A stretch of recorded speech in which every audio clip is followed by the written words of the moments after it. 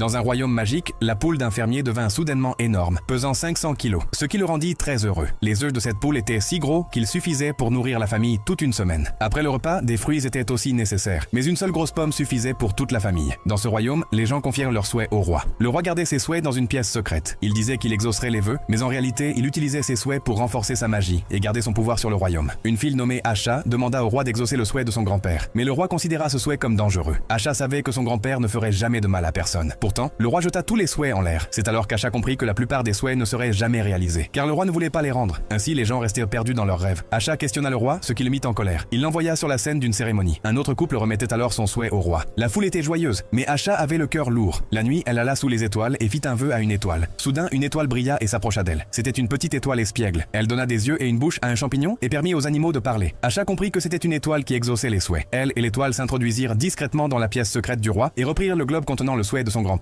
Celui-ci fut très heureux de le retrouver, car il pouvait désormais réaliser son rêve. Mais alors, le roi arriva. Il voulait capturer l'étoile pour renforcer sa magie. Pour faire peur à Asha, il brisa le globe du souhait de sa mère. Mais ce globe donna encore plus de force à Asha. Quand le roi tenta d'attraper l'étoile, Asha le bloqua avec une armoire. Sa famille s'enfuit. Asha sauta dans l'eau pour sauver tous les souhaits. À ce moment-là, l'étoile transforma une branche en baguette magique. Avec cette baguette, une pomme devint si grosse qu'elle faillit écraser Asha. Mais contrôler la baguette était difficile. Par erreur, la magie monta dans le ciel, ce que le roi vit. Il se mit à la poursuivre. Asha se cacha dans une voiture et lança des attaques magiques contre le roi. Mais au lieu de blesser le roi, un arbre se retrouva vêtu d'une jupe. Quand le roi s'approcha, Asha donna des jambes magiques à la voiture, qui grimpa sur des rochers. Le roi dut changer de chemin. Finalement, il attrapa Asha et brisa sa baguette. Asha lui dit qu'il était tombé dans son piège. En réalité, son but était d'éloigner le roi, afin que ses amis puissent libérer tous les souhaits dans la pièce secrète. Ces souhaits avaient été donnés au roi, mais il les utilisait pour apprendre une magie interdite. Les personnes à qui leurs souhaits avaient été volés étaient devenues vides, comme des coquilles sans but dans la vie. Asha et ses amis lancèrent une révolte contre le roi. La reine les rejoignit. Alors que le roi poursuivait Asha, la reine chercha un moyen de briser sa magie. Mais la magie du roi était très puissante. Pendant ce temps, les amis tentèrent d'ouvrir la fenêtre de la pièce secrète avec des cordes, mais échouèrent à cause d'un manque de coordination. Un petit chien prit le rôle de leader et lança un slogan, mais se trompa dans le compte. Finalement, une fille lança un cri de ralliement, et tout le monde tira la corde ensemble. La fenêtre s'ouvrit et tous les souhaits furent libérés. Le roi tenta alors de capturer l'étoile et les souhaits avec sa magie. Asha essaya de sauver l'étoile, mais le roi l'emmena sur le toit avec elle. Il enferma l'étoile dans sa baguette et couvrit le ciel de nuages pour empêcher les gens de faire des vœux aux étoiles. Il y a aussi ces sujets avec de la magie pour éviter toute révolte. Asha était désespéré et se mit à chanter. En entendant sa chanson, les gens reprirent espoir. Ils se mirent à chanter et leurs souhaits commencèrent à briller comme des étoiles. Grâce à cela, ils furent libérés de l'emprise magique. Les globes de souhaits s'éveillèrent aussi. L'étoile sortit de la baguette et chassa les nuages. Tous les souhaits furent enfin libres.